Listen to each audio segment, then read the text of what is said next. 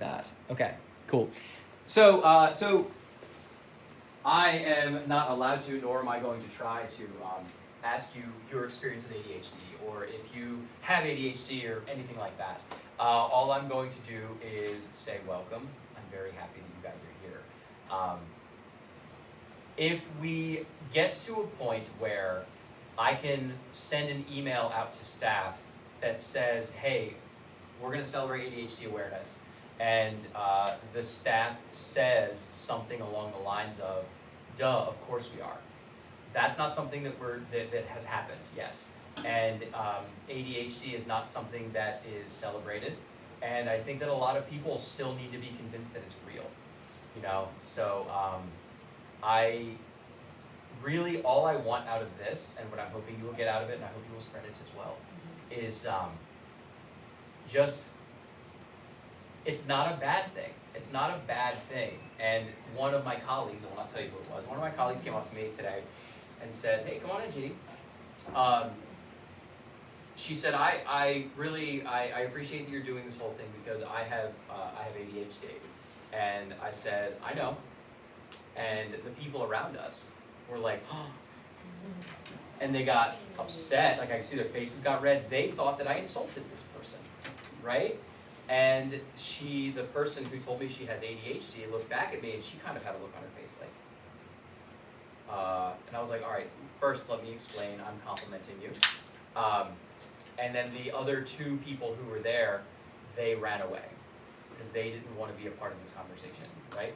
These are educators, okay? And I'm not saying that they're bad people. This is the stigma that we're living with, right? This is like where we are. So those two people go away, and the one colleague stays with me.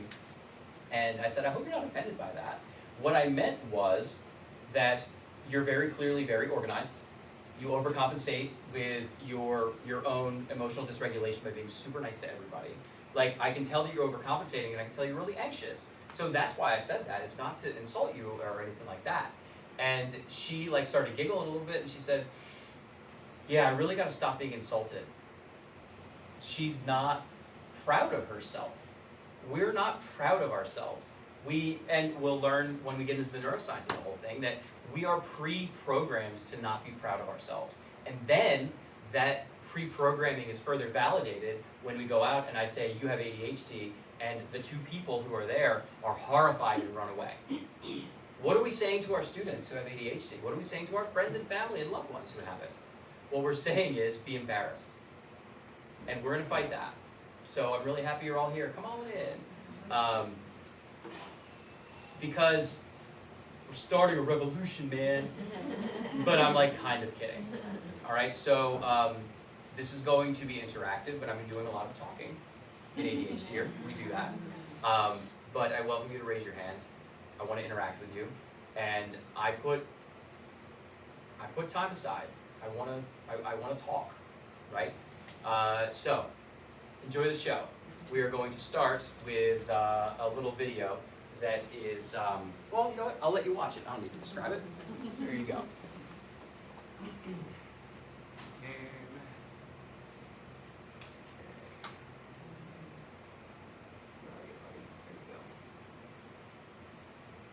Okay, so this is entitled the ADHD Simulator. And if anybody here identifies with this, good for you, because you're one of us. Okay? And if you don't identify with it, allow yourself to get lost in this.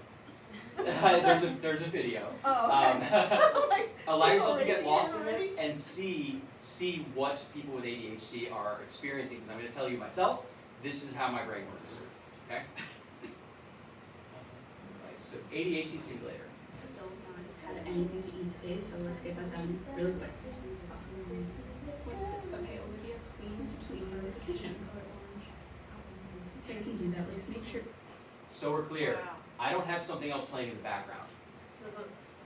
Okay? And there's no other person in the room, just the Just her. Okay? Password is updated.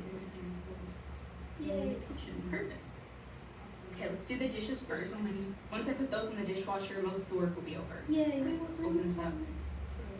Those are still dirty. I never turned the dishwasher on yesterday. So for 5 minutes. Okay, let's close this, start it, and we'll just hand wash the other dishes. The hand washing. Okay, so if I want to hand wash, I need the drying rack. The drying rack. I'm so irresponsible and never put anything back in its place. Okay, well I need to clear this stuff off before I can. Did you guys catch that? Yep. You're so irresponsible. You never put things back where you're supposed to. No.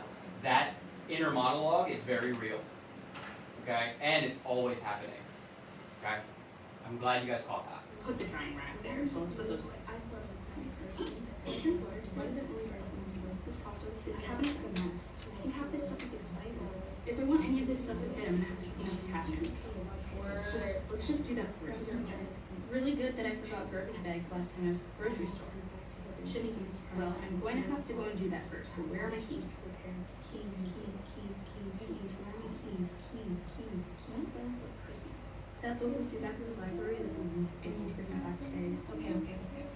There's so much to do. So clean the kitchen, this book, something about, I need to update my task board. Okay, let's see. So I have clean the kitchen.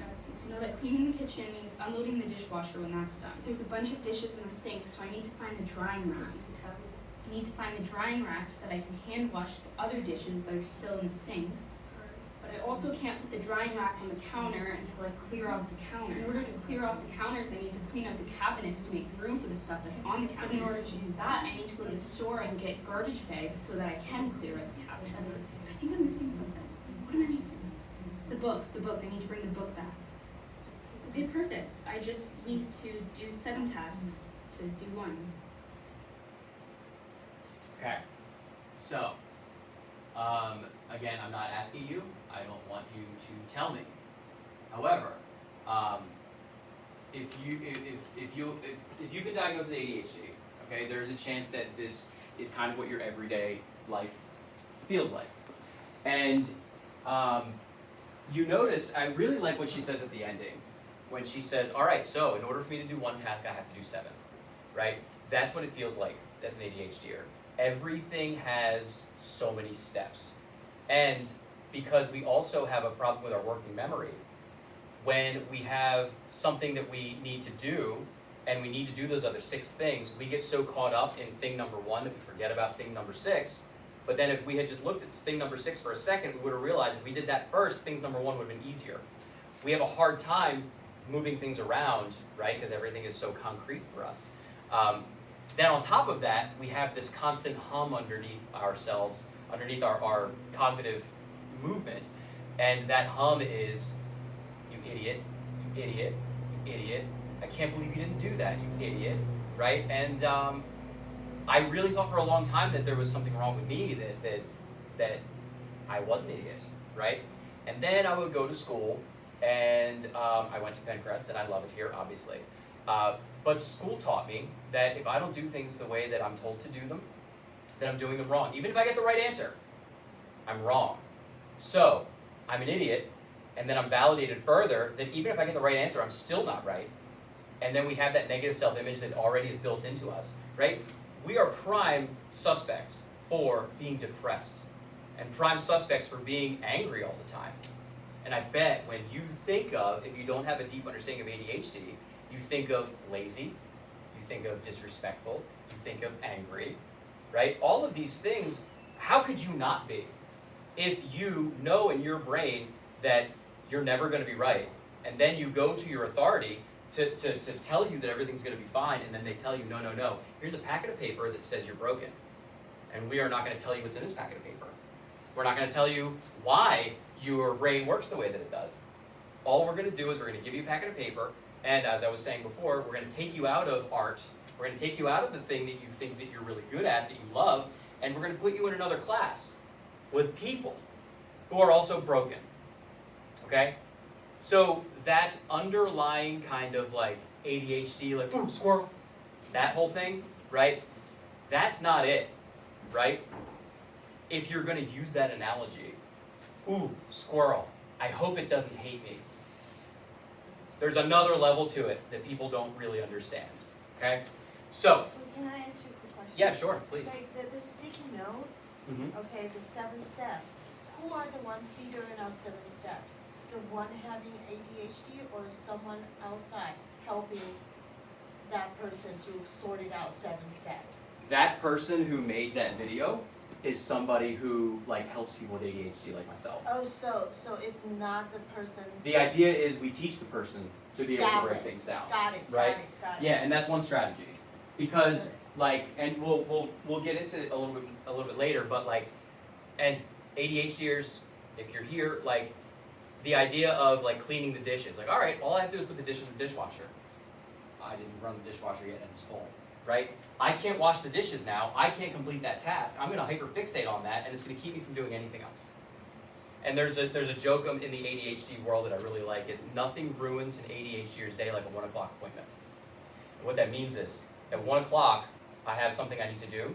I've got the whole morning to do whatever I want, right? I can't bring myself to do anything in the morning until that 1 o'clock appointment because I'm freaking out. I gotta make sure I make that appointment. Am I gonna say the right thing? And I overplan and I overplan and I overplan and overplan.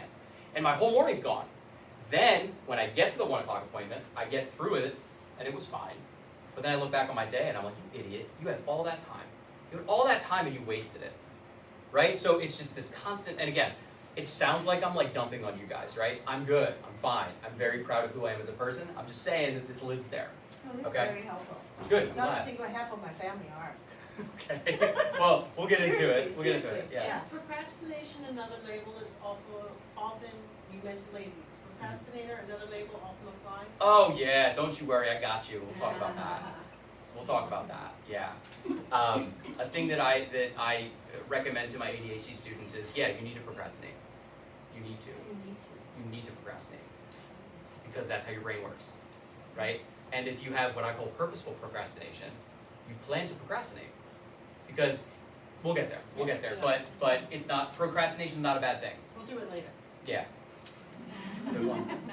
Okay, so the agenda today is, it took you a second, but you got it. So, I'm gonna go over kind of like what is ADHD. Okay? Have a seat. There's literally a chair right I behind you. know, I didn't want to sit on. There's an on. orange chair there. There's a I whole know. side But I here. was- There's- Here's the thing, and like the last time I was in here, we were videoing for Teacher of the Year, so I didn't want to cut in front of that. You've already ruined the video, so Yeah. it's totally fine. No, you can sit in the orange chair like, Okay. I put a lot of time and money into this classroom. I want you to use all of it, Yeah. okay? It's totally fine. Okay, so what is ADHD? I'm just going to kind of define it for you in a way that isn't through the scope of the neurotypical judginess, right? Because a lot of times our definition of ADHD, the way we define ourselves, is through the scope of somebody who doesn't understand. I'm going to define it through the scope of somebody who does understand. Then we're going to talk about the types of ADHD. Then we're going to talk brain stuff. Not too much. I don't want you to get intimidated by that because it intimidates me. We're going to talk about the strengths and the weaknesses of being an ADHDer. Okay, we've only learned about the weaknesses, right? We have been taught that ADHD is a weakness. I'm here to tell you it's not. I promise. It's actually quite the superpower as long as you are in an atmosphere that supports it. And then takeaways and resources beyond that. All right. So the ADHD as a concept is in addition to other things, it's executive dysfunction. These are the executive functions of the brain, okay? Activation, which is like starting and stopping tasks. So ADHDers have a hard time just starting something. Just go, just start doesn't work for us, okay? And then that also is organization and prioritization, okay? So it's, procrastination falls into that, right? But it's also, if I have a bunch of things I need to do, right? One of them is I have to make sure I call my mom. Another one is I have to make sure that I fill out a certain form. Another one is I have to make my lesson plan and whatever else, right? I can't look at those things and look at them as 4 separate things. I look at it as one big thing and it's insurmountable. It's too much, right? That's why the sticky note thing works. Because then we can say, okay, I have to do this first, and then I have to do this. Because those 4 things, each of these things has 12 different steps within it. So I get overwhelmed with the 12 steps for this, I get overwhelmed with 12 steps for this, and then all of it comes together, and because we have a hard time with prioritization, I can't separate them out, okay? Action, monitoring, and self-regulating. This is closely related to emotion as well, but self-regulating is the idea of impulse control, right? ADHDers are impulsive, right? The kid who has ADHD is going to be the one who, obviously, is the one who shouts out. Well, what about the kid with ADHD who's not an extrovert? The introverted ADHDer, that doesn't exist. What's that like, right? But since the introverted ADHDer doesn't talk, nobody bothers to care. Not they don't care, they don't know what to look for, right? So all this thing I'm describing to you, I'm lucky enough to be an extrovert, okay? But if an introvert's experiencing it, they're just taking it in. And remember, they're surrounded by an atmosphere of neurotypical people who are telling them that the way that I do it is the only way. So then they eat it, and they eat it, and they eat it, okay? Your memory is affected by this because if your attention is in so many different places at once, you're not able to remember something because you're taking in too much at once. So we think we have a bad memory, but in fact we don't have a bad memory, we just have a difficult time with attention. And so the issue isn't on the back end, the issue is on the front end, right? I'm not getting the information to keep it. We think we're bad at keeping it. We're not bad at keeping it, we're not getting it in the first place. Does that make sense? Okay, cool. Emotional management, the idea that I can regulate my emotions and I am going to be able to, all right, I am upset by that thing, but I am working on this thing right now. I can't, as an ADHDer, I'm not supposed to be able to, I'm decent at it with a lot of work. I'm not able to feel sad about this thing and then go and teach my class and be happy, right? I am stuck in the emotion that I have, okay? Therein lies masking, which is what we started to talk about before. So then I say, okay, well, I am very sad, or maybe I'm really happy, right? And then somebody just told me that their parent died or whatever, right? I'm so empathetic to that, right? But I'm still stuck on the thing I was really happy about, right? So you feel disconnected because of that. So your emotional management, managing frustration, like if you've worked with a student who has executive dysfunction or ADHD, right? I bet you've worked with somebody who said, this is hard. And then you're like, yeah, it's hard, but hard things are hard and we can do this. And as soon as they hit a point of struggle where they're not comfortable anymore, they put their pencil down, you could offer them $1,000, they're not going to do it because they're not inspired. We're not inspired by rewards. We're inspired by self-fulfillment. But if our self-fulfillment is tied up in extrinsic motivation, and the extrinsic motivation is telling me that I should not feel a reward, then I don't have a reward system built into my brain. Then of course that's going to affect effort, right? And this is the big one. Okay, and those of you who love ADHDers and you aren't an ADHDer, I'm going to give you a freebie here. Never use the word lazy again. That is a curse word. Okay, that is a curse word for an ADHDer. I grew up being called lazy. You guys have met me, right? I'm not lazy, like at all.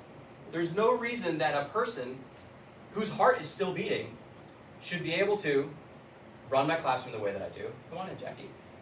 Run the classroom the way that I do, run my company, have a wife who continues to like me, pay all of my bills, right?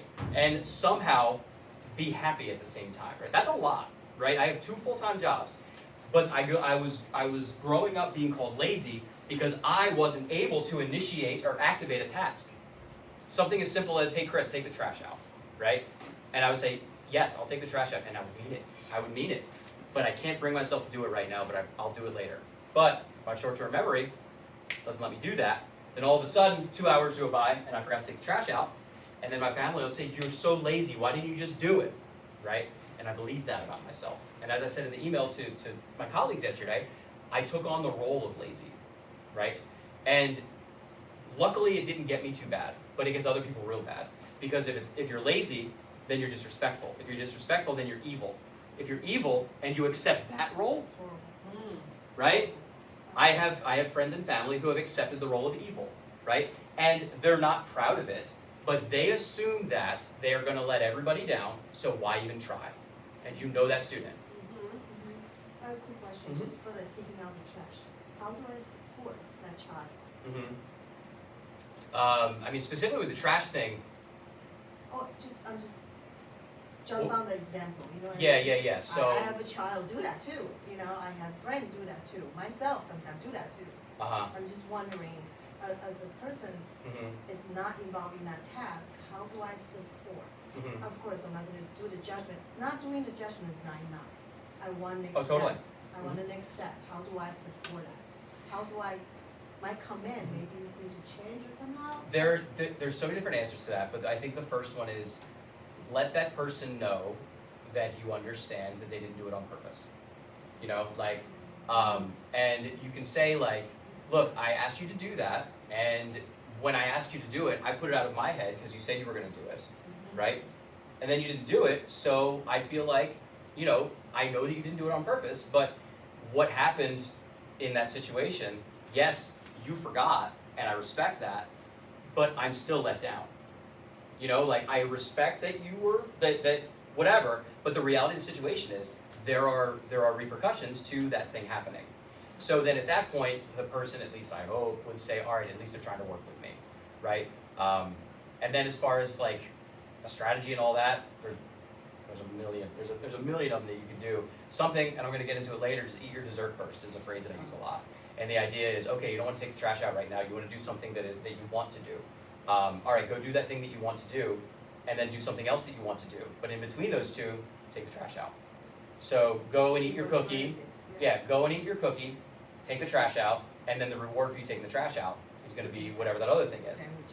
Sandwich it, exactly. Because we're not inspired by, if you take the trash out, you get the cookie. That doesn't inspire us. So we have to, I'm going to talk about it later, we have to hack our dopamine because we have dopamine misfire. So we get a little bit of dopamine, we borrow it basically, we use it, and then we reward ourselves after that. Thank you. Yeah, absolutely. So another thing that doesn't make sense to neurotypicals are the paradoxes that live within executive dysfunction. Okay, these make sense to people who have executive dysfunction.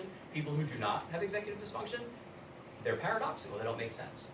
So things like, I constantly crave stimulation, but I'm easily stimulated. So what it looks like is we have this thin line right here, and on this thin line, there's nothing we can't do. That, like, we are on it, okay? But the issue is, we have all this here, this is understimulation, this is overstimulation, okay? So that's why so many people who have executive dysfunction are, like, addicted to their phones, because it gives you enough stimulation that actually helps you calm down. With neurotypical people, stimulation brings them up. ADHDers are always stimulated. So actually, if we can do it right, we can get ourselves to the point where we hit that sweet spot. But if we don't hit the sweet spot perfectly, we get overstimulated and then we shut down. And I'm sure you've seen that in your students as well, right? And I'm sure you've seen that in your friends. So others, I hate structure, but I need it to function. Don't you dare tell me what to do.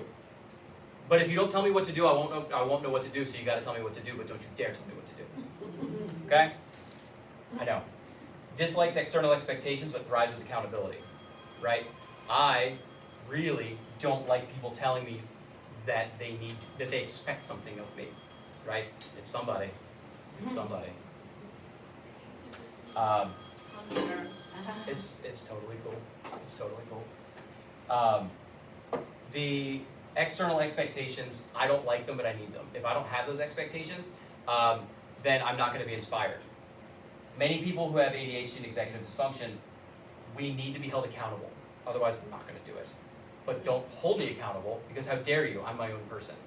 Okay, so it fits in pretty closely with this. The idea, though, is the structure, we can't create our own structure. We think that we can. But if someone creates a structure for us and we trust that person, it's going to work perfectly for us. Because we have trouble with activating, right? Part of activation is creating a structure, and we can't do that. No, we can't. We have a hard time with it. Okay, so as long as somebody is there to impress and I trust them, that's what's going to get me through. That's it. It's not the cookie that I'm going to get. It's not that I'm going to feel happier, because we don't have that. So the accountability of making someone else happy that I trust, that's the only thing that's going to inspire me. I'm either so focused that I forget to eat, or I'm unable to eat, or unable to focus at all. That's this. Okay, and that's not an exaggeration. Anybody here is an ADHD, you know, you forget to eat probably once or twice a week because you're so focused on what's going on. Because you're masking, right? You don't want people to think that you're dumb. You don't want people to think that the things that you think about yourself, you don't want other people to think that. So you spend all of your energy making sure that people don't think that about you, right? And then you're not taking care of yourself, right? So that is very real. That is not an exaggeration. Needs a clean space to focus, but can't clean. That's a big one. That's a big one. Once I have a clean desk, I'm like, and I can get stuff done. But starting to clean, can't do it. I can, but it takes a lot for me to do that. Struggles with perfectionism and difficulty self-motivating. Is there a more paradoxical and sad thing that exists than this, right? The idea that I need to be perceived as perfect. Okay, Jackie, you and I have talked about this before, right? Like, I need to be perceived as the closest thing to perfect possible, because if they see that I'm not perfect, they're going to know the idiot that I am, right? Because remember, I had that constant hum of negative self-image. But you also have trouble self-motivating. So I want to be perceived as perfect, but I can't make myself start. So if I can't make myself start, I'm not going to be perfect. If I can't be perfect, I'm definitely not going to start. I guess I suck. I'm not going to do anything. I'm going to look at my phone and I'm going to disappear. Okay? If you work with somebody or love somebody with ADHD, you've seen this before, right? If I can't do it perfectly, then I'm not going to do it at all. Procrastination. This is where procrastination lives. I'm going to do a great job on that assignment. When the teacher sees it, I'm going to crush it. But I can't start it early. When the teacher says, like, you know, a big thing in IEPs, and I respect it, and I love it, and I do it, but a big thing in IEPs is break things up into chunks, right? If I can't see in chunk 1 what chunk 7 is going to be, and if I can't get to chunk 7, I'm not inspired. So I'm not going to do chunk 1. I'm not going to do chunk 2. Once I get to chunk 4, right, then I'm kind of like, oh, I can see where it's going. All right, I'm going to sit down and take 3 hours. I'm going to bang the whole thing out and get an A+. But that difficulty self-motivating, right? I'm only motivated by other people's accountability. But if other people's accountability, if I don't trust that person, if I don't love that person, if I don't like that person, if I don't care what that person thinks, that doesn't matter, right? So as soon as a teacher makes an ADHDer feel the way that they actually feel about themselves and validates that feeling, that teacher's done. That teacher's done. It's going to be really difficult for you to convince that student that you actually care about them. Okay? And for the students that are here, right, it's the same thing with your friends, right? You hold your friends to an expectation, and if they don't meet that expectation, okay, fine. But if you have ADHD, you hold your friends to a very high expectation because you hold yourself to a perfection expectation. So when you hold yourself to perfection, and other people don't hold themselves to perfection, you get pissed. How dare you? I'm giving you everything. I'm giving you my life, I'm giving you my time, I'm giving you my attention, and the least you can do for me is just do this one thing I asked you to do. And when you don't do it, I take personal offense to it, and that means you don't care about me. Whoa! So it's not just the perfection we put on ourselves, but we project it onto others. And no one is ever going to meet perfection because, I don't know if you know this, but perfection is fake. So not only are you going to be disappointed with yourself always, you're going to be disappointed with the people around you as well, because you don't think they care about you. Okay? Duh. Okay? And this is constant, right? And I am talking in terms of a more extreme, like people who haven't been treated at all who have ADHD. But like, this is, in its purest form, you are constantly stressed out. Okay? So now that was kind of the emotional piece, right? So now you have an idea of kind of a little bit what's going on in the head. So now we're going to get into a little bit of the sciencier parts, okay? So there are 3 types of ADHD, okay? ADD isn't a thing anymore. It's gone. ADD, and so many people, like recently, will almost literally put their nose up and say, well, my kid has ADHD, not ADHD. Or ADD, not... Okay, well, ADD's gone.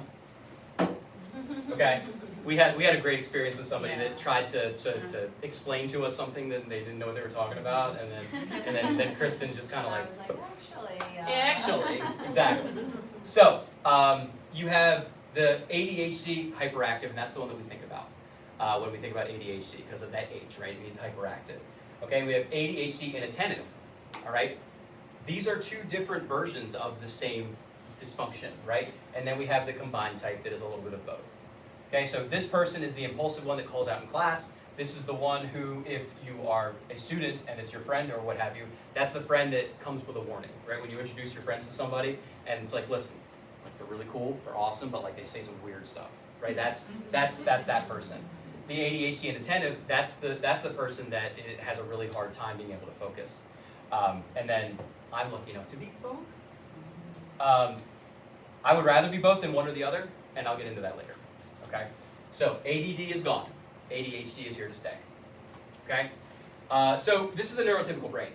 Okay? When they want to do something, they can look at it. They can say, I need to start doing this so that I can finish it and I can go on to the next thing. If A, then B. Okay? Here is the ADHD brain. Okay? And this is also what our actual computer screen looks like. Okay? And the issue, there are many issues here, right? But one of them is, if you keep everything open, you don't know, I don't know what these are, right? So why do I need to keep them open?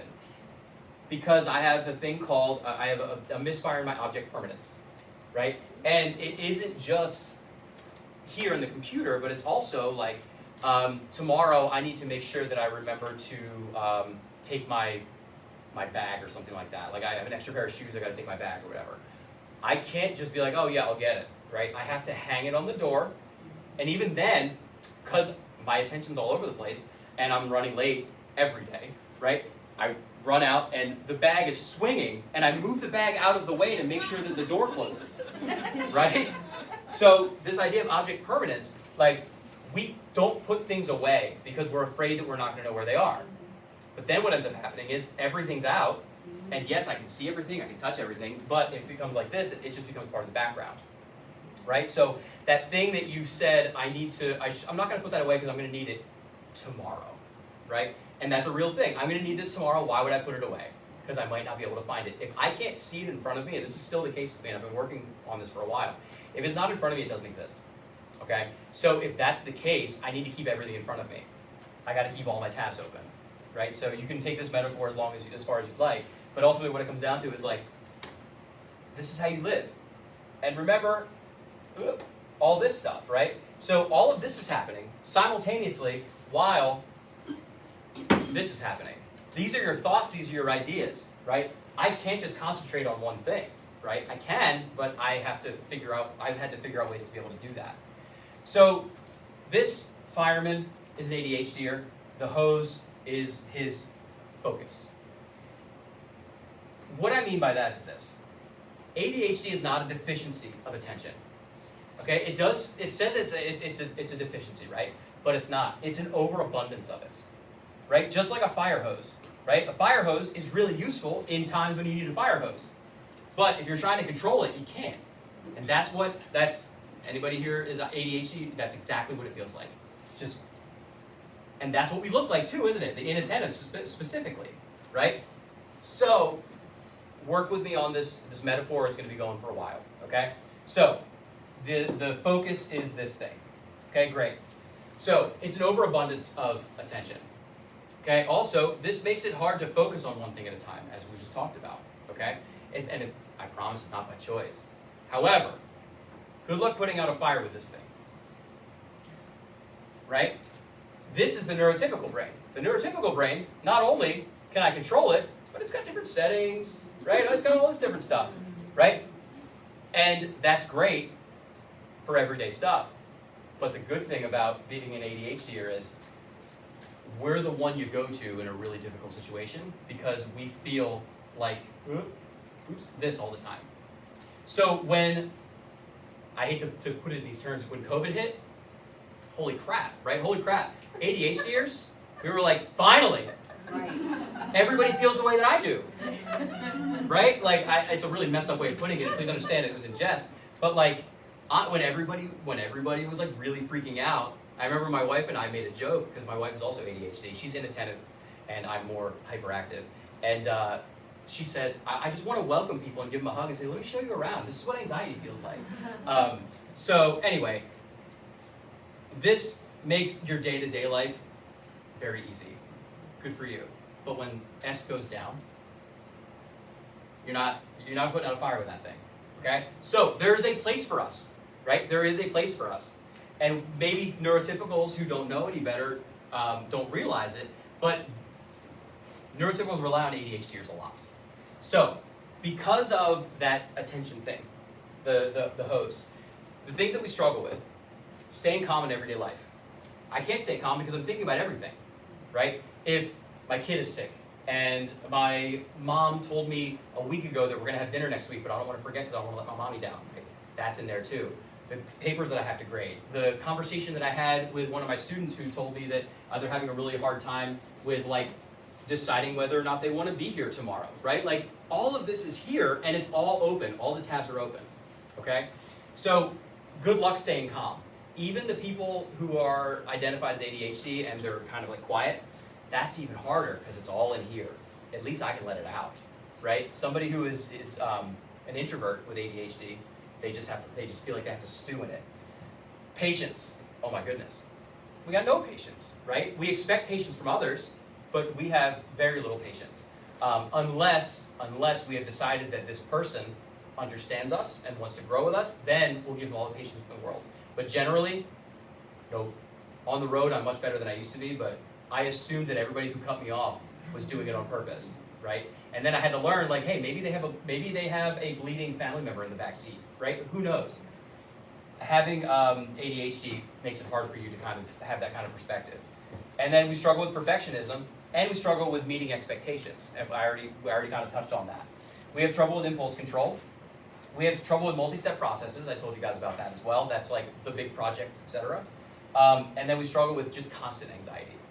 And the word anxiety, I think, has been co-opted by, how do I put this? TikTok idiots? Yeah, TikTok idiots have co-opted anxiety. And the feeling of anxiety, we've all felt it, right? We've all felt anxiety. But having a base anxiety, the way I describe it to my students and to my clients is this, is we have two layers as an ADHDer. We have the anxiety layer, and on top of that, we have the perfection layer. We need to make sure the perfection layer is shined and pretty and beautiful and great. So we're spending all of our time making sure that that mask, that perfectionist mask, is looking good, but we're ignoring the anxiety layer. And it keeps boiling and boiling and boiling.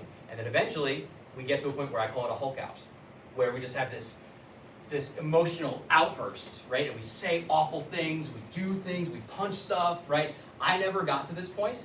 Luckily, I was the one who just decided to swallow it, right? So the other side of that is they never let it out, but they completely shut down and they turn into a black hole, right? Therein lies like deep, deep depression. And now, when we talk about depression, and then you add on executive dysfunction on top of depression, right? It's just going to get deeper and deeper and deeper. So, what people think ADHD is above the water here. You have a hard time focusing and you fidget all the time. It's really annoying, right? But there's a lot more going on here. Imagine trying to maintain a relationship when you have all your tabs open all the time, right? And if you are anxious about making sure that that person is healthy and happy and all of that, every time your phone goes off, you're assuming that something bad is happening, right? Then we get mad at the kids for being addicted to their phones, right? Meanwhile, we go on our phones and complain about it. That's another conversation for another day. All right. Our addiction just looks different. Okay, so I'm not going to go through all of these, but one thing I really want to concentrate on is rejective sensitive dysphoria. What that means is if anybody says anything remotely critical of what I'm doing, who I am, or whatever, I take that as you may as well have killed my family. You're dead to me, right? And that sucks because I'm angry, but I'm not angry because I'm mad at you. I'm angry because you're right. Because remember, we have that constant monologue, and they caught me and they know, right? So that's why we're perfectionists, because we want to make sure that we're not found out, okay? And when we have somebody come to us, and again, I'm saying we because I'm an ADHDer, I am not to this extent. I'm giving you the extreme so you can understand where some of our students are, okay? Some of your friends are. This is hard. We don't take rejection well.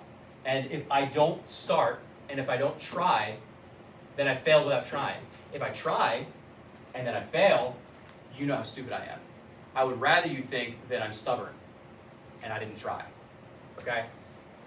This is, and dude, with people who are teenagers, that looks like homework, sure, right? But it also looks like hanging out with your friends. It looks like going down and just saying hi to grandma, right? Like if I go down and say hey to grandma, and then grandma says, hey, you were supposed to come and see me 2 months ago.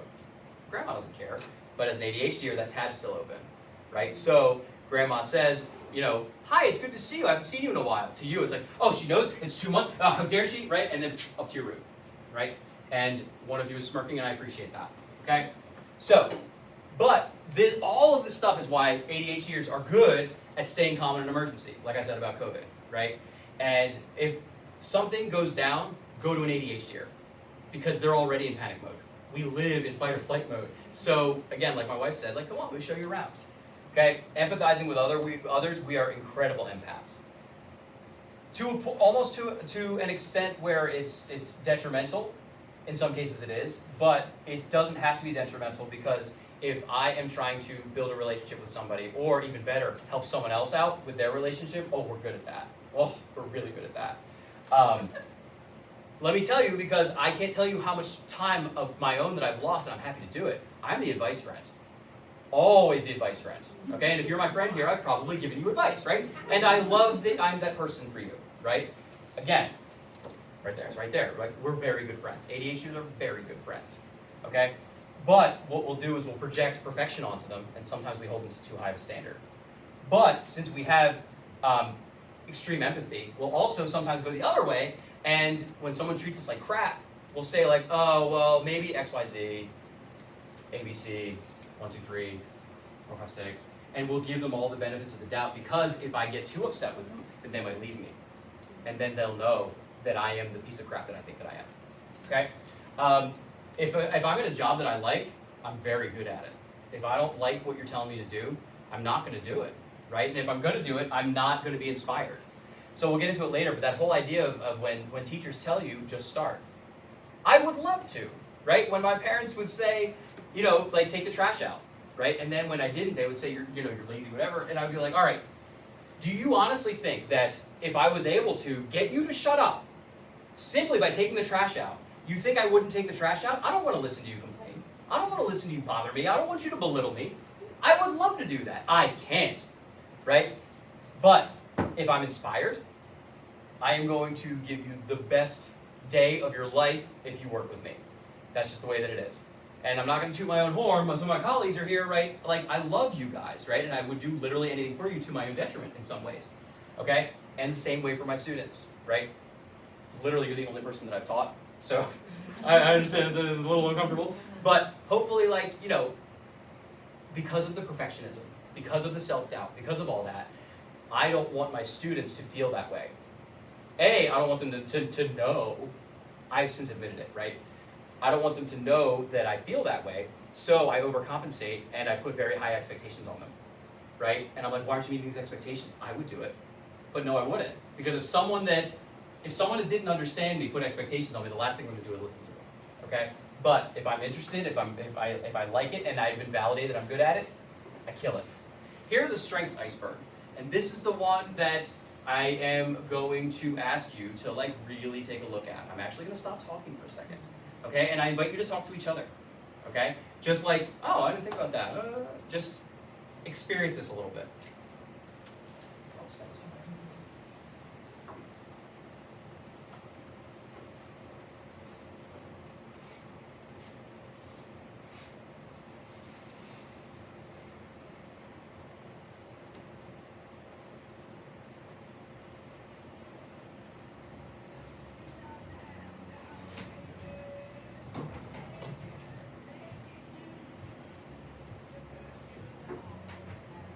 All right, I'm going to ask you which one stuck out to you.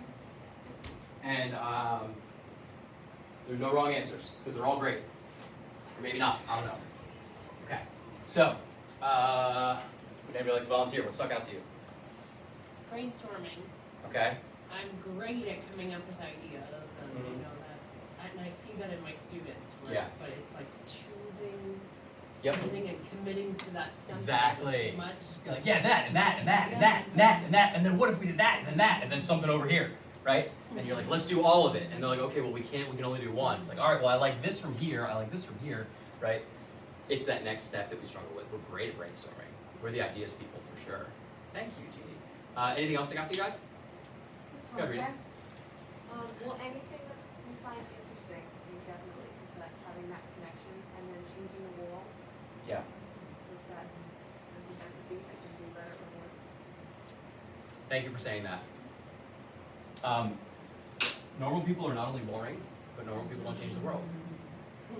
You know, like, I have been identified and I have been told my whole life that I'm not normal, right? And I took that as an insult, but now I see stuff like this and I'm like, you know what, good. Because the school system was created so that they could make good little coal miners. And we really haven't gone far from that yet, right? So I want you to think I'm weird. I want you to think I'm different because those are the game changers, right? I think that's really interesting. All of the things that I just told you about the negative self-image, etc., we give none of that to anybody else. Everybody else, we are optimistic and we want the best for them and we assume that they're going to be great. That's something that really sticks out to me. And we're good at making businesses too. We're good business people because we can't stop. So if I have a business, right? The reason that my business is even remotely successful is because I can't turn it off, so I'm always working. If I'm always working, I'm always investing. If I'm always investing, I see growth. When I see growth, that gives me a dopamine hit, right? So we become really good entrepreneurs, so that's cool, but then, you know, oh, relationships? Oops. Anything else stick out to you? Well, I think everything all makes sense. Mm-hmm. You know, I can see every part, but the competitive challenging, is that always true? Yeah. All of ADHD people? No, I mean, we can't say that, but it's very I common. suspect I have some ADHD. It's common. But competitiveness, A lot of it people. turned me off. Yeah, a lot of people, me too, right? Think about it this way. Why does it turn you off? Does it turn you off because you're afraid that you're going to get lost in it and you're going to lose sight of? When I was young, is that. When I get older, I was like, I don't give a Yeah. what you think, you know. Yeah. So Yeah. that's. So I mean that's why my wife doesn't play sports. She doesn't play board games or anything like that. Oh, I 'Cause don't either. yeah, well, her thing is like, I'm gonna flip the table. Like I know that, right? I love everybody here, and I don't want that to happen. So that competitiveness is really big. Somebody was gonna say Learning and problem solving. Mm-hmm. I think ADHD, those that have ADHDers. ADHDers Hers. are extremely smart. Yeah. It's that trying to get it out, as you're, describing. And the problem solving part is the intrigueness of trying to figure something out. Whether it's with your hands or with your mind. Yes, absolutely. As long as I chose to do that thing, Yes. right? As long as I Yes. chose to do it. Yes. And then we're also constantly problem solving because we have that buzz all the time, that anxiety layer, right? And we're constantly trying to hide that. That is problem solving. And it's problem solving to make sure that people think that you're normal, right? So that masking, but it makes us really good at giving advice. It makes us really good at stuff like that. And I'm so proud and happy that people come to me for advice, and I'm not complaining. Please continue to do so, right? But it's not because I'm a good dude. I am a good dude, but it's thank my ADHD for that. Okay, so then I got excited when I put music on. Can you talk about the authenticity part? What's that? The authenticity. Yeah, so authenticity, I'm glad you brought that up because authenticity has such a lovely ring to it. And it sounds so nice, and when we hear the word authenticity, we think it's a good thing, and it is, unless, of course, you're authentically upset, and people don't want you to be upset, right? So the authenticity it's very good, and it's something that I appreciate and love about myself, but also that's not something that's always welcomed, right? It's the authenticity that you're so authentic, or it's like, wow, you're just yourself. All right, cool. Well, what if myself is you're not doing what I need you to do right now? You know what I mean? So that authenticity can kind of bite you in the butt a little bit, but I think it's very positive. Authentically, whatever emotion you currently have. Exactly. I'm authentically pissed off. Exactly. So this is why ADHDers feel the need to fidget and stim. Okay, stim is short for stimulation, right? And I've got over there in that little jar, I've got just a bunch of little toys, squeezy toys and whatever, because anxiety is fear. Fear puts you into fight or flight mode. We talked about this the other day. Fight or flight mode makes you either fight, fly, or freeze, right? I forgot about freeze. And all that does is create energy. And that anxious energy, that's why we shake, right? So when we stim or we fidget, that's us getting rid of excess energy. Because if we don't do that, then we just sit with it, right? And then we get anxious about being anxious, okay? We need to rest. My wife has what she calls cat days, where she has a whole day where she's like, don't talk to me, I'm not answering my phone, if you need me, call me, and I'll decide if I'm gonna answer, right? She just needs to be away from people. I'm the opposite, right? I'm not very good at resting. But when I do rest, I do it hard. Those of you who are my friends, if we go on vacation together, we do something, I'm not looking at my phone, I'm not you wanna talk about work? No, we've done this before, people are talking about work, and I'm like, hey guys, no, that's rest to me, right? Make their own rules, yup. That's why we're good entrepreneurs. Be very social or not at all. We are all or nothing. We have a very binary way of looking at stuff. We'll talk about that more later. And then we always go to extremes. That authenticity piece, right? I am extremely this, I am extremely that. And again, I'm using myself as an example because this is all that I know, and I've been doing a lot of studying here. But I'm extreme in everything that I do, right? Like, you could never say Gruses did that halfway, you know? And I would love to say that that's a great character trait, but it's just something that I can thank my ADHD for. Okay, and this is why ADHDers have to learn about themselves, love themselves. This is hard. Remember, you have that constant self-doubt, that constant, and love in general is very easy for ADHDers. We love very hard. Okay, if you've ever loved an ADHDer before, they are going to give you not just the shirt off their back, they'll give you the skin off their back, because we don't value ourselves as worthy of your love. So we overcompensate, we push, and we love bomb. That's a Gen Z term, right? We love bomb. And what we do is we say, I love you, I love you, I love you, I want to give you, I want to, and they're like, yo, go away, leave me alone, I just want time alone, right? If you've ever dated somebody or loved somebody with ADHD, right, it goes that way, or it goes completely the other way, where they say that I'm going to express my love to you by a grumble. And that grumble, if you can't read that, then that's your problem, right? And that's when they're more on the depressed side of things as well. Prioritize themselves. In order to love yourself, you have to prioritize yourself first, and that's really hard. It's really hard to prioritize yourself because you view yourself as a background character in your own movie. And when you do that, that's why a lot of ADHDers are victims to narcissists. Narcissists love ADHDers because we are so giving. We're so giving. And that's narcissists, they want take, right? So it works out really well for them. And accept help from others. Remember that fire hose? Look what happens. If you rely on a couple people, you allow yourself to struggle, and you get your buddies together, or maybe this is your teacher, this is your parent, this is your whatever, right? Just get a couple people on that hose, you can control it a little bit more. And that is the hard part.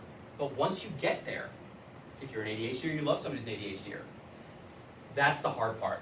In order to prioritize yourself, you have to accept that you can't be perfect.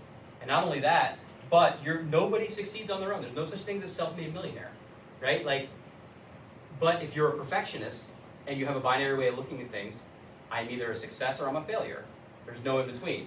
So if I prioritize myself and I allow myself to accept help, because guess what? This guy might be struggling.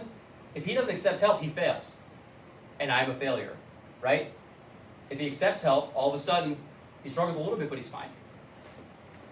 All right, so brain stuff, here you go. Your neurotransmitters that are affected by ADHD are called dopamine, serotonin, among others. Okay, your dopamine you're associated with rewards, motivation, productivity. ADHD, come on, that, boom, right there. Okay, a deficiency in such, perceived memory loss, low drive, poor digestion, forgetting to eat, difficulty with new ideas. I think that I just described what people think ADHD is, right? Okay, so that's dopamine. We have a misfire in that. We don't have a reward system built into us. So it's hard for me to be motivated if I'm not going to get a reward for what I did. If you guys need to go, I'm gonna go over 3:30, and I'm very sorry, but I care about this. I hope you're willing to listen. And I'll talk to nobody. Phenomenal. I will talk to nobody. There's a camera here. I'm fine. Okay? There's a camera? Yeah, I'm recording. Oh, You're literally the only one in it. It's fine. You're in it more than I am. So anyway, if you complete a task, even if it's an undesirable task, like your math homework, right? For me, it was always math homework. I hated math. If a neurotypical person completes the math homework, they finish it and they go, dopamine hit.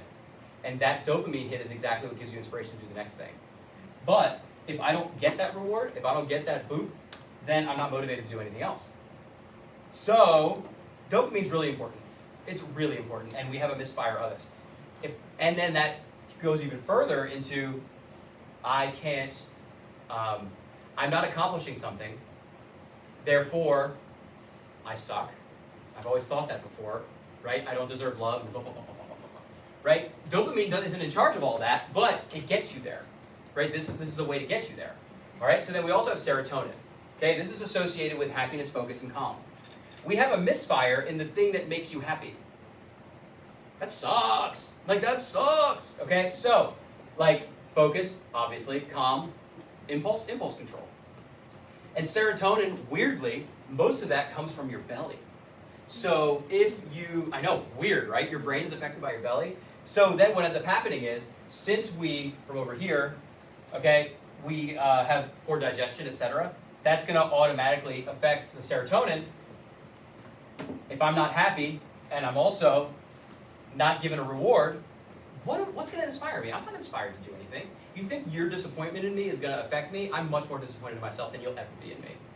And my wife says that to me all the time. She says, like, look, I can't get mad at you, Chris. Like, I would love to get mad at you because you mess up a lot, but I'm never going to be as bad to you as you are to yourself, right? Which, like, you know Emily well enough to know that's exactly what she would say, and she's right. She's right. We're really hard on ourselves, but we don't let people see that. That all stays in here. Serotonin, if we just had a little bit more of it, maybe we could calm ourselves down, etc. Having a deficiency of serotonin makes you really sensitive. It can make you aggressive. It can make you anxious and depressed.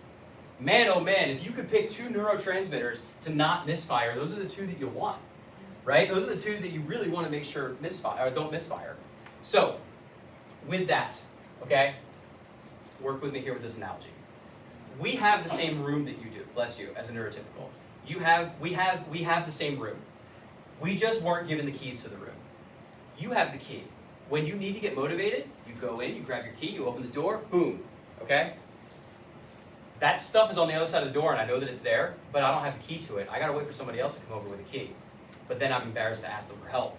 So then I just sit there, and my happiness is there, all the stuff is there, right? Because we do have dopamine, right? Because if you've seen somebody with ADHD, once they get into something, getting started is the hard part, right? Once I get started, my house could burn down around me. I would have no idea because I'm so focused on what I'm doing, right? So we have it. But what happens is, once we break into the room, we have more dopamine and serotonin that we could ever want. So we don't know what to do with it. So then we're like, hey everybody, what's going on? Isn't everything great? Look at the sun. The sun, dude. What's the sun? Like the sun, like it's been there for millions of years and it heats us and then it makes plants that we eat.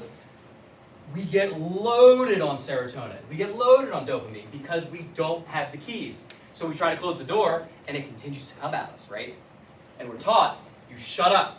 You sit down and you shut up. So wait a second, I spend so much of my time trying to be happy. You want me to be happy. You want me to work hard. I'm working hard and I'm happy right now. And what do you tell me to do? You tell me to shut up. Cool. That's why I think I suck. All right, so now, it's not your fault. It's not neurotypical's fault, right? It's not anybody's fault. It's just the way that it is because it has this validation loop. Okay? Oops, sorry. We can't lock the door. So we gotta wait for somebody else to come over and say, hey, shut up.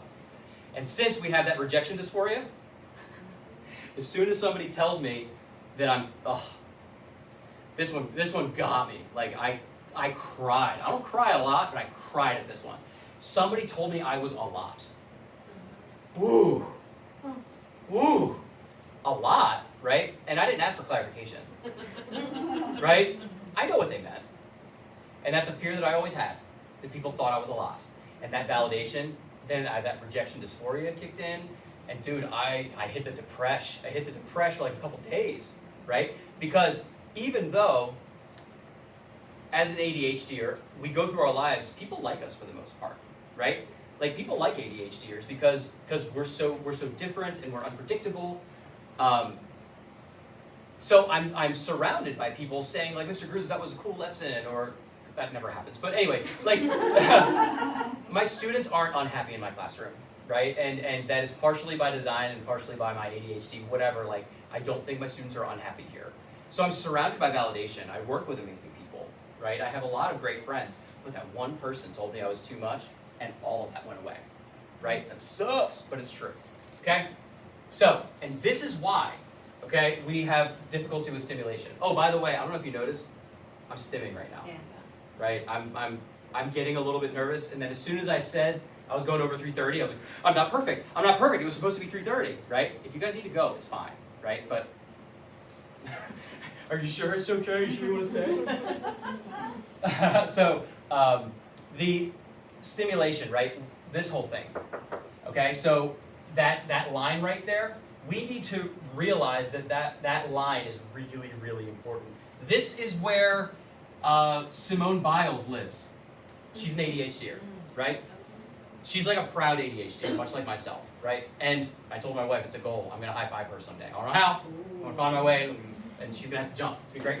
Okay, so That's not true. I'm maybe an inch taller than she is. So this is where Jim Carrey lives. This is where like the game changers live. They are able to find this and, for lack of a better word, exploit it, right? Now, because of this interesting kind of misfire in our stimulation, we love caffeine. We love coffee. Yes, thanks for coming, bud. But it doesn't work for us. Because if you think about, I don't know why you think about it, but ADHD, when we get a medication for it, it's a stimulant. Okay, wait a second.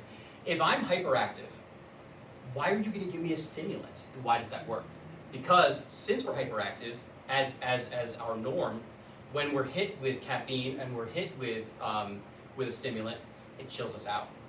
And what it does is it goes in and it hits the part of your brain, depending on the medication. But basically, what it does, it's your brain's going like this, right? And then you're bringing another one of these, right? And then they go. Does that make sense? Like this is shaking. They come together. They shake together, right? And what that does then, it doesn't just mellow you out, but it helps you pay attention and all the things that these medications do. It's not because we need caffeine.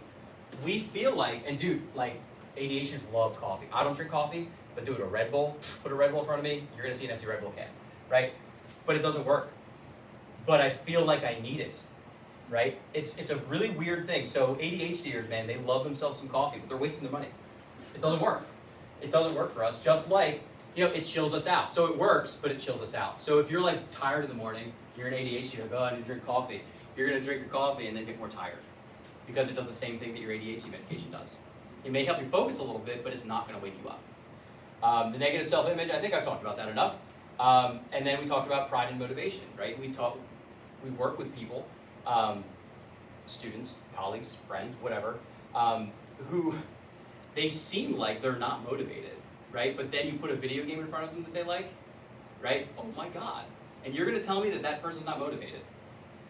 We as a culture have not structured our understanding of what motivation means yet. And hopefully we're getting there. And what that does to ADHDers and people with autism, etc., we have a binary way of thinking, success or failure. All right, well, if I'm not meeting your version of success, I can't be proud of myself because I am a failure. And if you get nothing else out of this, thank you for sticking around. You're the only one who's a non-teacher here. If this is the way that you feel and then someone tells you that, yeah, you shouldn't be proud of yourself, validating. So, like, that awkward email that I sent yesterday that I'm still very proud of, right? I got some weird looks yesterday. Because that was self-indulgent, right? I even called myself being self-indulgent, right? But it's the kind of thing where when someone hears about ADHD, right, and they roll their eyes at it, I'm comfortable enough at it now, or about it now, to say, okay, cool, you don't get it. Let me know when you're ready. Before I started to work on myself, it was, maybe it's not real, right? So, as educators, if you're working with somebody who has ADHD, like the trash, right? I am upset, but I understand. That's all we need. Because then the rejection dysphoria is not going to be as strong. Okay?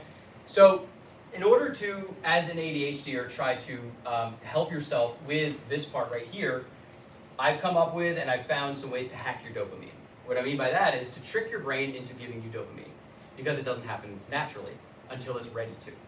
All right? So, you need to accept that it needs to get done. It doesn't work. Right? It just doesn't work. No matter how important it is to somebody else and how much I love that person, it's not enough that it needs to get done. It sucks. It's tough, man. I would love to be able to do this thing, like, clean my basement. I wanted to clean my basement forever, right? And then when my wife goes away for a weekend, she comes back and I didn't clean the basement. I'm like, I'm so sorry. Like, I couldn't. I wanted to, but I couldn't. And then I looked at TikTok, and then after an hour, I was like, I don't remember anything that I saw here, right? But I got the stimulation that I needed, and I thought I was good. Eat your dessert first. I talked about that before. The idea is, if you have two things that you need to do, like with the trash, eat your dessert first, because your dessert is going to give you a dopamine hit. And what does dopamine give you? Motivation. So, our parents were wrong. Eat your dessert first. You're not going to spoil your dinner, because the dinner isn't that important to me. I want that dessert. give me the dessert, I'm gonna get a dopamine. It's backwards. And it doesn't always work, but it works for me. My God, does it work. It changed my life when I decided to start doing that. Don't use could and should. This is my favorite thing that I've ever come up with, and I'm really excited to share it with you and the world. The word should is the worst language. It's even worse than the word lazy. Okay, because when you have all of the tabs open, I should do that, I should do that, I should do that, I should do that, I should be this person, whatever. But are you gonna do those things? Like I pulled up to my house the other day and it's October and homeowners, right? Your grass, like it needs one more cut. Yes. But like I don't wanna do it, right? So then I come home and I say I should cut the grass. And then I don't, right? So then I go in and I start working or whatever, and the whole time I'm like, I should cut the grass. I really should. I should just cut the grass, right? But then I don't do it. And what that does is it validates that little voice in my head that's saying you suck, right? So I'm not cutting the grass right now. That needs to be cut later. Because I am gonna do it later. At some point it's gonna get done, right? So teachers have a hard time with this, right? And I understand that, right? But for me, this whole idea of should, all it does is set you up to disappoint yourself. I should do that. All right, cool, then do it. Well, I'm not going to do it. All right, then don't do it. And then let it go. And that's how you close the tabs. That's how we get ADHDers to close our tabs, is to say, I'm going to do it later, or I won't. I've accepted that. I need to move on, okay? Be purposeful. Purposeful procrastination. So, I have an assignment due on Friday, and it's Tuesday. If I was a good student, I would start on Tuesday night, do a little bit, then do a little bit Wednesday, a little bit Thursday. I'm not a good student though, because I'm an ADHD, I've been taught I'm not a good student. So what I'll do is, for purposeful procrastination, is say, all right, I'm not doing this now, I'm gonna procrastinate, I'm gonna crush it. So Thursday night, I'm gonna go into my calendar, and I'm just gonna put project time or whatever. That time is there. I am going to do it then, because I'm gonna hit fight, flight, or freeze mode at that point. I know I'm gonna hit it. I know that I need that panic mode in order to inspire me and get a dopamine hit, so I'm gonna use that to my advantage. So I'm gonna say, all right, I'm not going to do it now. I should do it? No, I'm not gonna do it. I'm doing it Thursday. Hey Em, my wife, you wanna go out for a drink tonight? I can have a relationship. I can be present with my wife and be present with my friends because all I did was say, I should do it? Okay, cool, well, I'm not going to. Boom, and it's there. I'm gonna get it done because I'm a perfectionist, remember? Right? So why not use your way your brain works to help you? Instead of trying to go back to school, right, and have them tell you, no, you're wrong, no, you're...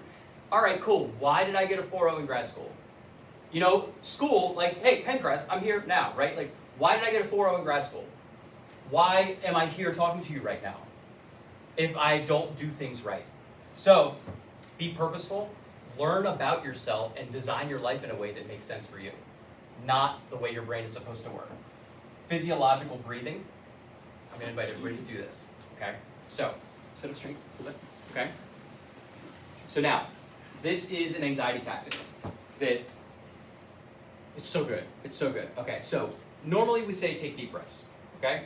And that's what we're going to do. However, there's going to be a little caveat. Okay, so I'm going to ask you when I say breathe in, please breathe in through your nose, okay? And then hold it. Okay, so breathe in through your nose. Hold it. Breathe in again. Let it go. One more time, breathe in through your nose. Hold it. Breathe in again. Okay, so you do that like 5 times. Okay, did anybody experience anything while you just did that? If it's nothing, it's fine, because we didn't do it 5 times. The first time was anxiety because I breathed too hard. First, I couldn't go further. But you could, you did. That's the thing, you did. I cheated. So what happens is, when we take a lot of oxygen into our lungs, we think that our lungs are full, but our lungs actually are, instead of what we think they are, is kind of like these, right? Okay? Our lungs actually are this. They're a bunch of little deposits, right? So if you just breathe in, okay, you feel full here, but those deposits haven't opened up. And these deposits, these are the things that send the oxygen to your blood. And when you're anxious, or sad, or whatever, right, your blood starts to pump a little bit faster. Your heart works a little bit faster. And when your heart works faster, it uses more oxygen. Your blood is running out of oxygen. All of a sudden you get short of breath. You know, all of these things, right? But if you bring in that extra little bit of oxygen For me, when I do it, the first time I do it, I get goosebumps, like little goosebumpies. And then after I get to 5, I'm just kind of like, all right. Like I'm present. The physiological breath, okay? Breathe in through your nose, breathe in again through your nose, then breathe out. That is a total game changer, not just for ADHDers, but for any generalized anxiety. Another more hack your dopamine, the hand-eye trick.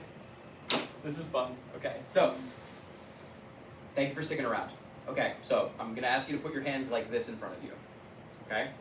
All right, and don't move your chin, don't move your face, just look straight. Okay? Look straight. All right, now move your eyes and look up at your top. Hold it for 5 seconds. And then look down. Don't move your head, just your eyes. And up. Okay, we'll stop there. You do that 10 times. Okay? 1, 2, 3. Okay? You do that 10 times, and what that does, it tells your brain, I don't know how it works. I don't know how it works, but I learned it and it works. It tells your brain, you need dopamine. You need dopamine. So what it does, you're going to get, if you do it 10 times, maybe 11, depending on you, maybe 6 for you, but roughly 10 times. It will release dopamine, and you won't get a feeling of like pride, but you will feel motivated. It's crazy how that works. And there's another way of doing it. I think I took it off of here, but it's just getting a pen, and you take a look at the pen, you hold it out at arm's length, and then you look at it, and so you can read what's on it. So like right now I'm reading Expo or whatever, and then I change my focus and I look at the podium. Then I focus and I look at the Expo. Then I look at the podium and do that 10 times. So changing your focus and moving your eyes, because think about like when you sleep, when you sleep your eyes are like your eyes have a lot to do with how your brain works. So there's some connection there. I wish I was smarter to tell you, but it works. Okay? Go outside, exercise. You need vitamin D. You gotta get that extra energy out, because anxiety creates energy. You've heard stories of when a woman with her baby gets into a car accident, and then somehow this woman's able to pick a car up off of her kid, right? Our bodies are capable of that, right? Because we're used to running from tigers, right? That physiologically, right, we need to get that hit. Well, we're not running from tigers. We're doing math homework, right? So, but our body doesn't know the difference. So you got to get rid of that energy that normally would run away from a tiger. So just go for a walk, go outside, get some vitamin D, right? Just exercise and get that energy out. And then just squeeze your fists 10 seconds on, 10 seconds off. Just get the energy, just expel the energy. Because anxiety is energy, okay? And if you're anxious, and then you're anxious about being anxious, it's gonna take up energy, and then it's gonna take up more oxygen, right? All of this stuff, it makes sense when you break it down. Mindfulness and meditation. Mindfulness doesn't have to be meditation. Mindfulness can just be like feeling this plastic, right? Like, what does this actually feel like? Just being present. Because what that does is it closes down the tabs. When you got all these tabs open, you're not present, right? And just kind of like, what do my shoes feel like? Right? Like, I can feel my pants on my legs. Huh, right? Like, that whole thing, that it's so good, but buying into it is really hard. And remind yourself of your small wins. Is that why I couldn't do yoga? Because my head would just keep racing, and they're telling me to like take this pose, and I'm thinking about 50 other things. Yeah, how do you try to relax? It's a paradox. You can't try to relax. So yeah, you're right. You got some anxiety up in there for sure. But like, who doesn't? My wife is very good about turning it off. She goes to yoga 5 days a week, and good for her. I can't. That's No. what they say, practice. Yeah, Practice and yoga. exactly. Love it. So but yeah, the idea of meditating, etc. Like I have tried it and I've gotten there, but it's so much work. It's so much work, which is the opposite of it, right? It's the opposite. It's not what it's supposed to be. So anyway, being mindful just means like just being here. And a phrase that's been going around a lot, I don't know if you've heard of it, but it's like touch the grass. I really like that phrase a lot. Just touch the grass, man. Like just touch the grass. So that's that. And then we're gonna close out with a little story from ADHD Jesse. Okay, so this is a guy, he's on Instagram and he's on Twitter. He's not a doctor or anything like that, but he's like me, right? He's just somebody who has ADHD and got really interested in it. And ADHDers, we get hyper-focused on things. Luckily, my hyper-focus is ADHD. So he has the same. So based on all the things that I told you, I think that when we go through the story, it will make sense to you. And if it doesn't, then I have failed. All right, here we go. I'm kidding. Okay, someone left a cough drop on the dashboard of our car, the other day. I saw the cough drop and thought, I'll have to throw that away. When I arrived at my first stop, I forgot to take the cough drop to a trash can. When I got back into the car, I saw it and thought, I'll throw it away at the gas station. The gas station came and went, and I hadn't thrown away the cough drop. Oops. Well, the whole day went like that. The cough drop's still sitting on the dashboard. When I got home, I thought, I'll take it inside with me and throw it out. In the time it took me to open the car door, I forgot about the cough drop.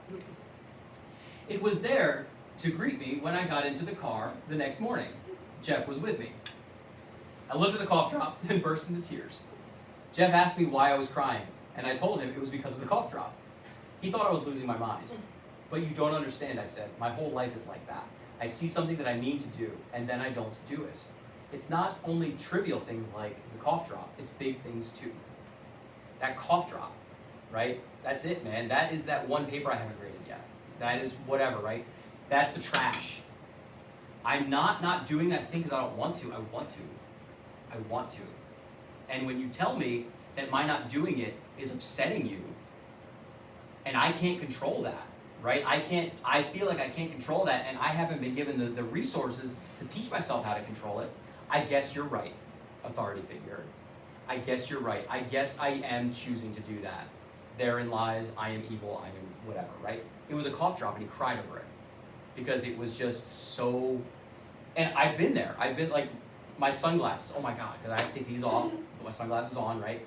I go in my house all the time with my damn sunglasses on, right? And then I gotta go back out because I gotta do my work, gotta get my glasses, right? Every day, right? And I tell myself as I'm pulling up, I'm like, I gotta change my glasses, and I'll take these off, or I'll take my sunglasses off, and I'll put them down, and then I'll forget to put these on, right? So, like, that is what it's like to have ADHD, okay? The cough drop is a metaphor for everything, okay? So, why? Now you know. Now you know why that one kid who is identified as ADHD is so damn sensitive. And when you say, like, hey, you didn't do all of your assignment, they freak out and they want to throw stuff, right? It's because it's not about that, right? It is all of it because all of his tabs are open, right? And when one piece goes, they all go. So, takeaways. We aren't broken. We think differently, and that's good. If you hack dopamine and serotonin, that is going to help you start to understand and love yourself. And once you understand and love yourself, you will accept help. When you accept help, then the fire hose isn't going to be as crazy anymore, and you're going to be able to put out fires for people, as opposed to feeling like you're the one lighting all the fires. ADHD is a reason and not an excuse. And the best thing I can give to my students, the one who's still here, know your IEP. Know your IEP. Your IEP doesn't mean, ooh, almost cursed, doesn't mean anything if you don't know what it is, right? And that's not because you need to be accountable, young lady. No. You need to know why you have this accommodation, and you need to know how to use that accommodation. Your teachers are not going to do that for you, right? I would love it if we would. I try to, but I teach 100 kids, and 40 of them have IEPs. I can't do that. I can't. I can't do it. So, tell your students, what's in your IEP, right? Just ask them, and they'll say, I don't know. Say, go through your IEP and learn. Talk to your parents about it. Like, start to learn that metacognitive part of this whole thing, right? Learn about your brain so you can forgive yourself. Because if they look at their IEP and they see why they get the accommodations they do, they may not be afraid to ask for it. How many times do you have a kid with a 504 that if they ask for it, you'll give them extended time, but they never ask because they're embarrassed because they are supposed to be perfect. And in asking you for that extension, they are proving to themselves that they're not perfect. Know your IEP. This is a bunch of ADHD resources that I can send on to you guys. It's just a Google Doc that I put together. It's got like 10 books. I think it's got 7 Instagram follows and like 10 TikTok follows that are just awesome. And SNCC's Schoology page, if there were more students here, I'd make a bigger deal about it. But SNCC is the Special Needs Inclusion Club. They're the people who asked me to speak here today. And Kristen Mandaraki runs it. And it's made up of Kristen and 5 kids, something like that, and they're 5 of the most amazing humans ever. More others, come and go, but ultimately their job is to make sure that everybody here, inclusion can be a scary word. It is, right? Because let's not lie to each other. If we fully include everybody, it's going to detract from people, right? If you put your high kids in with your kids who are developmentally disabled, those high kids are not going to be able to grow, right? That is part of it. But, what if that high kid is going to grow even more by helping out the developmentally disabled kid, right? So I understand that there's nuance to that. What this group tries to do is they say, all right, fine, whatever school, you debate about it. Politics school, debate about it. Can we just be nice to each other? Can we try to learn a little bit about each other? So we meet on Thursdays in Kristen's room, and if you come, you'll take up half the room because it's so tiny. And I know I'm in one of the biggest rooms in the school, and I'm like, haha, her room's so small. But there's so much love there. There's so much love and compassion there. So I encourage you to join us and Q&A, ask me anything. Thank you for your attention.